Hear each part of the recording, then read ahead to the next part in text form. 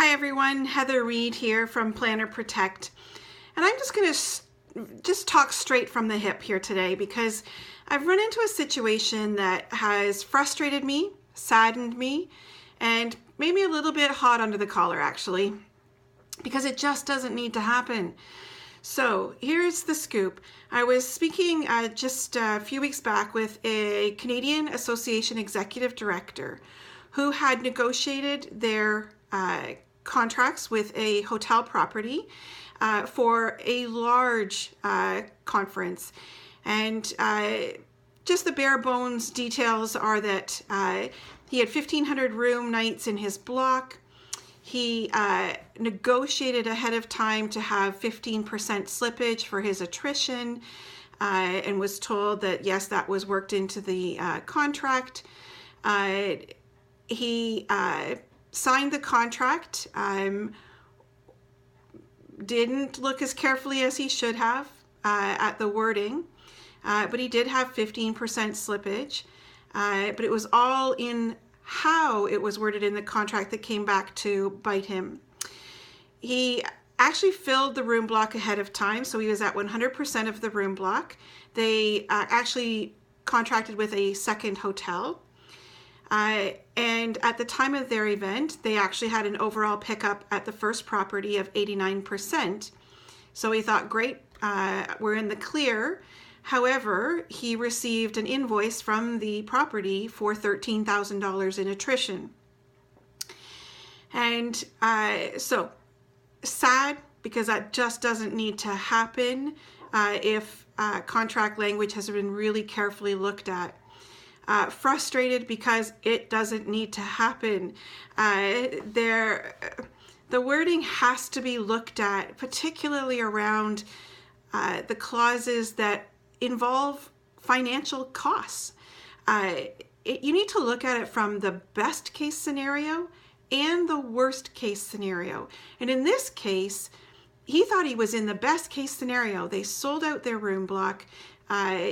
They dropped only to 89%, so 11% of his 15 allowable.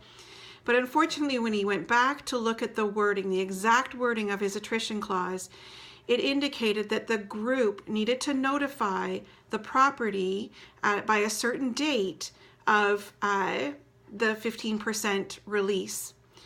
So this caused me to struggle because so he failed to notify the property, obviously, but really, would he have? Because he was actually in a very good situation. He had filled his room block completely. So it turned out that because the reason given to him was that he hadn't met 100% of the room block, he hadn't released the 15%, and he was being charged attrition. And that makes me angry because really, truly, I don't see it as good business. Yes, it's to the letter of the contract and according to the wording, but really, the way it was worded, one would think that it was helping you manage your room block. But in fact, even in the best case scenario where they exceeded the minimum pickup, they still were charged attrition. And that comes down to what was missing in that language. And what was missing was just a simple statement indicating that at the end of the contract, if they had exceeded 85%, then that the group was in the clear. So just one simple additional sentence to be negotiated in would have relieved that association of any attrition charges in this particular case. So I've seen this particular wording in several contracts now. I've worked with clients to negotiate different wording for attrition. But my point here is this. I feel sad for that association. I feel frustrated that he got caught up in just the minutia of the wording. The property they exercised their rights to the letter of the contract, but it doesn't need to happen.